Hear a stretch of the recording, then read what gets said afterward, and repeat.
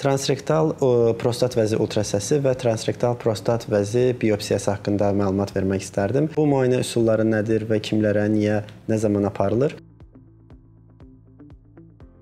Belə ki, prostat vəzinin xəstəlikləri bildiyimiz kimi orta və irəli yaşlı kişilərdə çox yayğın gördüyümüz haldır və bu yaşa bağlı, xüsusilə 45-50 yaşdan yuxarı kişilərdə prostat vəzində dəyişikliklər baş verir, həcmi böyüyür, adenoma və ya xoşxəssəli böyümə və ya hətta xərçəng xəstəliyi əmələ gəlir. Bunun da diaqnostikasında ən geniş və ən dəqiq müayinə üsulu olan transrektal ultrasəs müayinəsidir ki, bu bağırsaq nahiyəsindən transrektal ultrasəs aparatının kiçik bir transdüseri yerləşdirilərək aparılan bir müayinədir. Bu müayinə nəticəsində digər bildiyimiz standart qarının ön nahiyəsindən aparılan ultrasəs müayinəsindən müqayisə etdiyimizdə daha dəqiq prostat vəzinin xüsusiyyəti, xarakteri, həcmi haqqında məlumat əldə etmiş oluruq.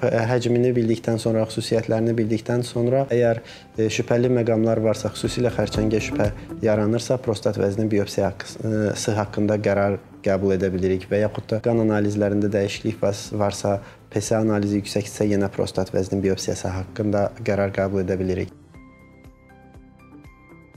Transrektal ultrasəs müayinə üsulu eyni zamanda gənc xəstələrdə də aparılır. Bu, yenə gənc kişilərdə niyə aparılır? Xüsusi hallarda bəzən gənc kişilərdə sonsuzluq zamanı toxum çıxarıcı kanallarda darlıqlar olduğundan həkim şübhələnir və bu zamanda bağırsaq nahiyəsindən transrektal aparılan ultrasəs müayinəsi vasitəsilə bu kanalcıqlarda genişlənmələr görüldüyü zaman önündə bir darlıq olduğu düşünülür və bunun müalicəsi haqqında diaqnoz dəqiqləşib düzgün qərar vermək mümkün olur. Yəni, qısacası transrektal ultrasəs müayinəsi, prostat vəzi və toxum çıxarıcı kanalcıqlar haqqında diaqnostik önəmli bir məlumat verən bir diaqnostik müayinə üsuludur.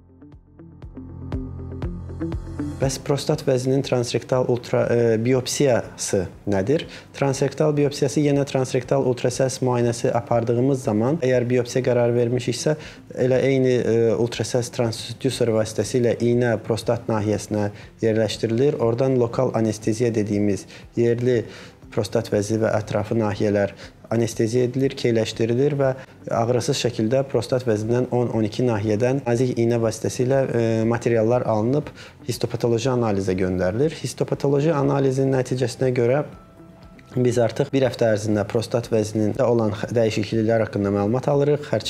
Xərçəngönü vəziyyət olub-olmadığı dəqiqləşir və yaxud da hər hansı bir xərçəngə şübhə yoxdursa, xəstə artıq normal müşahidəyə alına bilir. Bu proses normada prostat biopsiyası dediyimiz kimi lokal anesteziya ilə aparılır, yerli keytmə ilə aparılır, minimal diskomfortla xəstə bu 10-15 dəqiqəlik bir müdaxiləni keçirmiş olur. Müdaxilə sonrası birbaşa xəstə evə gedə bilir və ilk gün xəstə ev şəraitində müşahidə edilməsi məsləhət görülür. Prosesdən sonra xəstəyə antibiotik müalicəsi bir həftəlik verilir və prosesdən sonra 1-2 gün ərzində cüzi sidiyində və bağırsaq nahiyəsindən cüzi qanamalar hiss edə bilir. Əgər biopsiya nəticəsində prostat xərçəngi aşkarlansa belə, bugünkü gündə prostat xərçəngi ölümcül bir xəstəlik deyil və müalicəsi vaxtında və düzgün aparılanda demək olar ki, əksər hallarda tamamilə sağalma və ağırlaşmasız gedir.